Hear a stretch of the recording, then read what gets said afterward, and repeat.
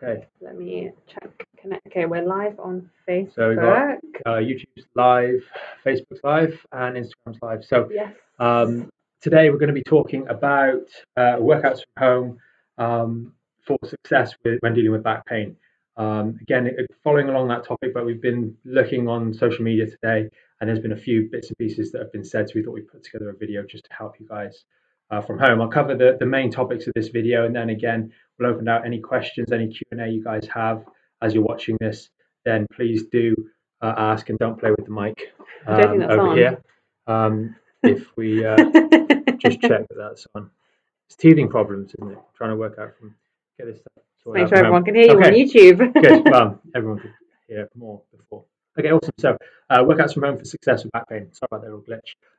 We're going to go through three sort of main points today, and then sort of round it off nicely at the end. So, the first point was recognize that it's different working out from home. Sometimes this can mean that you're a little bit less motivated. It's more difficult to get yourself up and about around the house, especially if you're living in London where the houses tend to be a little bit smaller. If you've got a garden, that's awesome.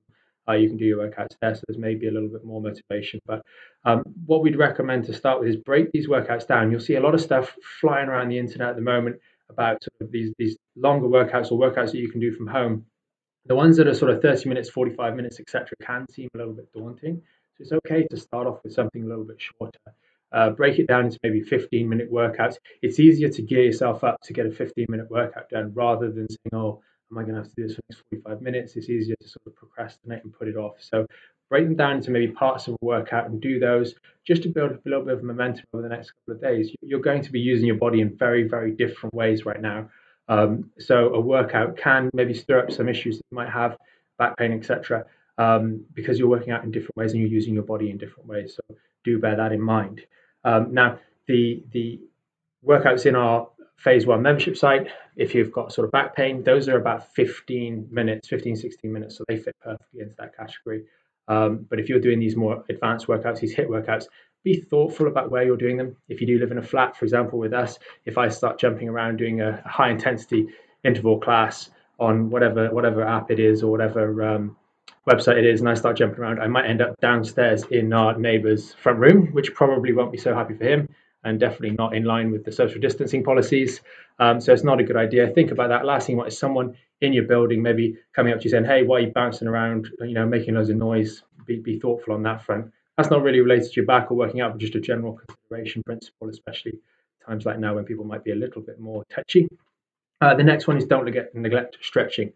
A lot of these workouts at the moment seem to be focusing around doing something high intensity, get your blood pumping, etc., which you guys 100% need to do to stay sane and stay fit and healthy, as we mentioned before. But don't neglect that stretching. Some simple stretching, a few things to be noteworthy.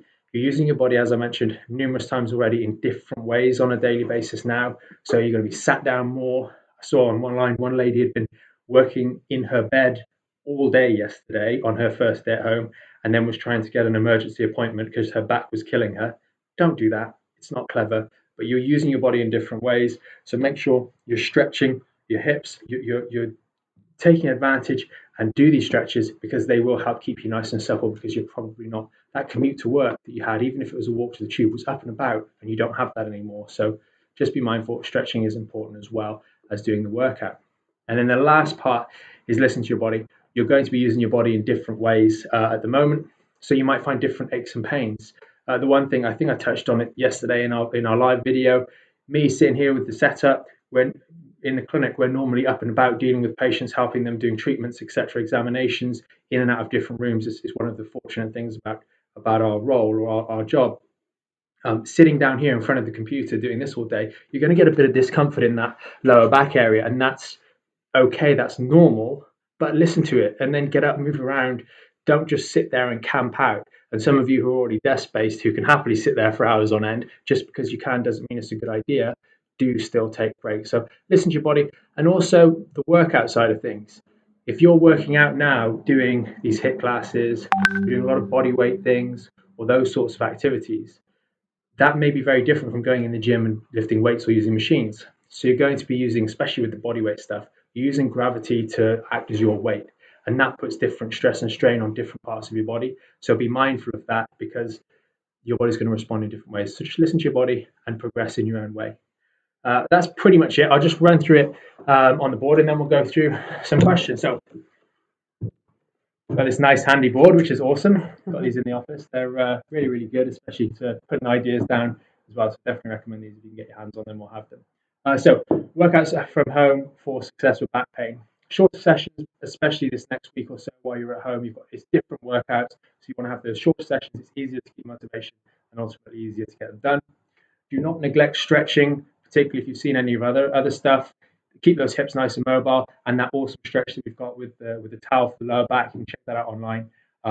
These sort of stretches, some simple ones, are in our phase one of our free membership site, so you can head out over there. And then the last one, listen to your body as you're doing different types of exercises. Most likely, you're using body weight, and your body's being used in a different way on a daily basis when we're cooped up in the houses. So just listen to your body. If you've got any aches and pains, then do please pay attention to those and alter your routine accordingly.